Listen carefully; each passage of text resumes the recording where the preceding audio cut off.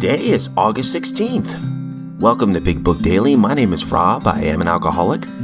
It is a thrill, honor, and joy to be here with you today as we journey through the Big Book of Alcoholics Anonymous and the 12 Steps and 12 Traditions. Today out of the Big Book, we are on Chapter 3, More About Alcoholism. We'll be reading page 36. Out of the 12 and 12, we are beginning Step 6 by reading page 63. And out of the Daily Reflections in 24 hours a day, we will read today's entry. So with that, hope y'all are doing well today. I apologize up front for my voice. I've got some allergies, cut the grass yesterday, and I guess I'm paying for it a little bit today. But that's okay. Can't stop the smile that's on my face because we have been given a brand new set of 24 hours. And truly, it's such a blessing just to be alive and to be sober today. You know, I heard a line, funny line yesterday, and this one old timer, somebody I really look up to in the fellowships, he says, "You know what? I never drink when I'm sober," and I just like that line. So I figured I'd share that with y'all today. You know what? We never drink when we're sober. All right. So with that, let's go ahead and get to the good stuff. All right, my friends. So if you recall from yesterday's reading, we met this man named Jim in More About Alcoholism, who had a commendable World War record. He inherited a lucrative automobile agency. He was a pretty smart guy. Unfortunately, he did no drinking until he was 35, but in a few years, he became so violent when intoxicated that he had to be committed. It says here, we told him that we knew of alcoholism and the answer we'd found, and he made a beginning.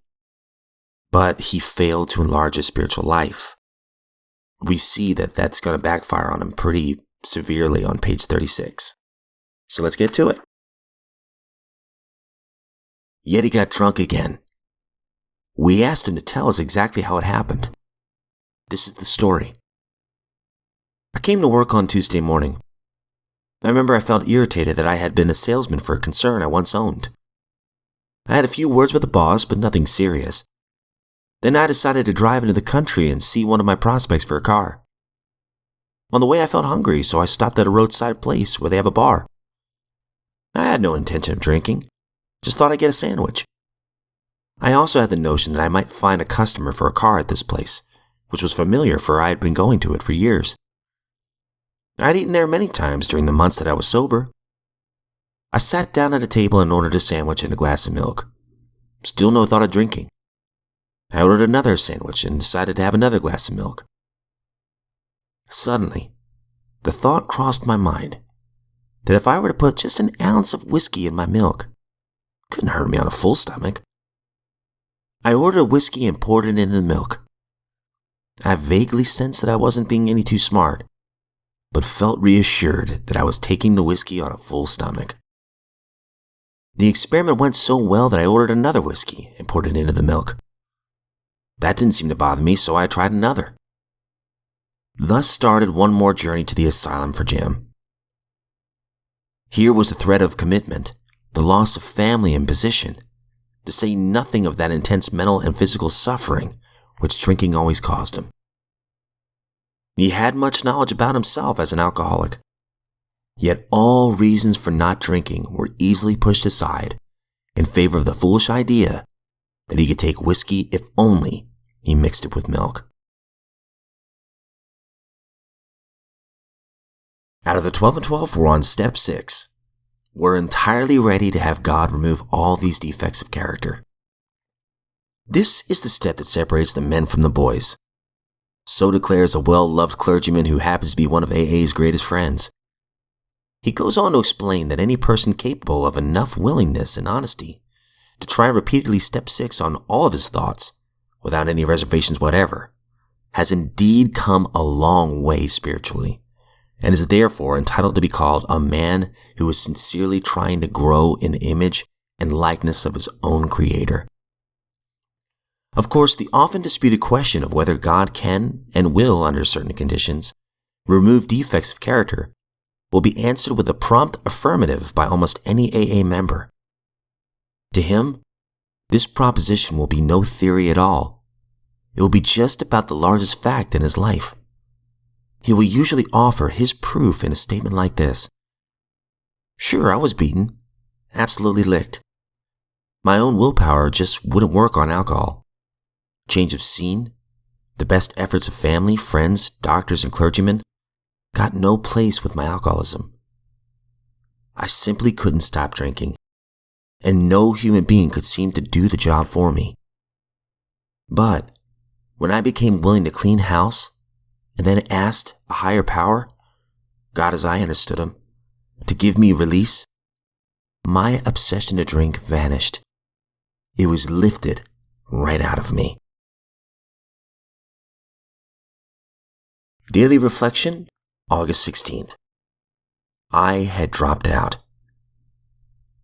We might next ask ourselves what we mean when we say that we have harmed other people.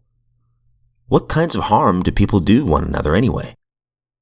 To define the word harm in a practical way, we might call it the result of instincts in collision, which cause physical, mental, emotional, or spiritual damage to people.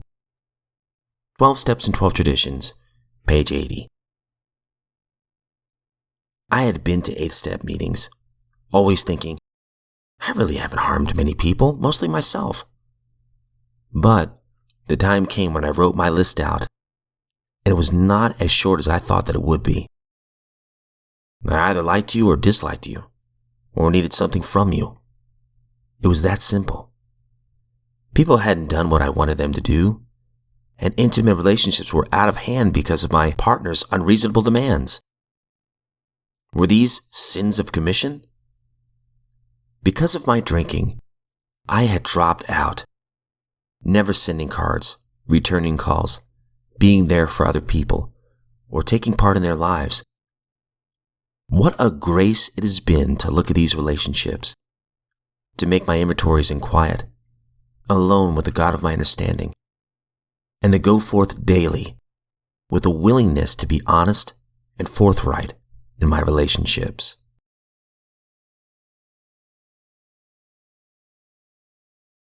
"24 hours a day, August 16th. AA thought for the day. The alcoholic is absolutely unable to stop drinking on the basis of self-knowledge. We must admit that we can do nothing about it ourselves. Willpower and self-knowledge will never help in the strange mental blank spots when we are tempted to drink. An alcoholic mentally is in a very sick condition. The last flicker of conviction that we can do the job ourselves must be snuffed out. The spiritual answer and the program of action are the only hope. Only spiritual principles will solve our problems. We're completely helpless apart from divine help.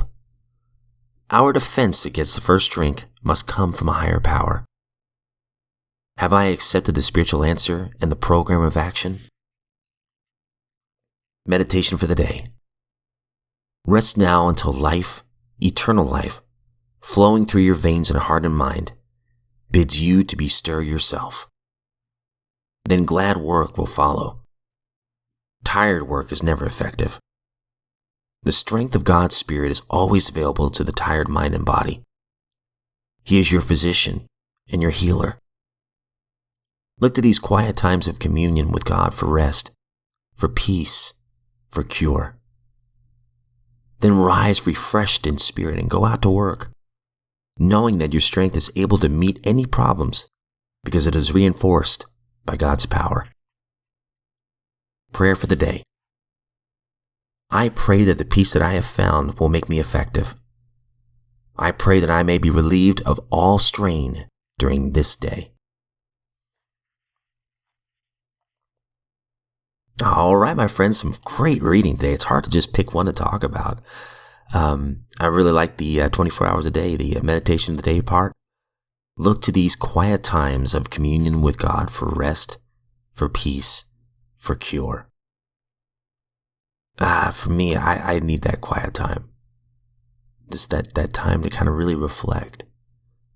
Cut all the distractions off. Maybe put the phone up. TV's off. For me, my happy place was once my drinking place. I've got this little love seat in the garage, and that's where I pray. And sometimes I'll just sit on the love seat or on my knees in prayer, and I'm just quiet, just trying to listen. I kind of paint this mental picture of my higher power and me together. And I just express this gratitude of love and thanksgiving for everything he's given me.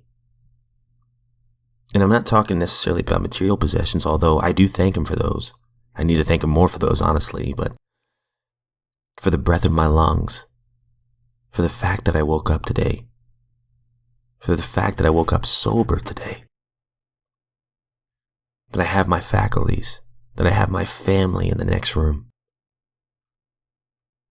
Just the basic stuff. That's probably the most important stuff in the world. That communion with God, that connection, and that gratitude. It's incredible. But anyways, that's all we have time for today. I loved all the readings today. I always do. I really wanted to say more about the daily reflections, but I'm sure you don't want to hear any more of my rambling, especially with this voice I've got today. But truthfully, I want you to know that if you are sober today, you're a miracle. And guess what? If you're not sober today, you're also a miracle because you're alive today. And you still have the hope of sobriety. It's a choice.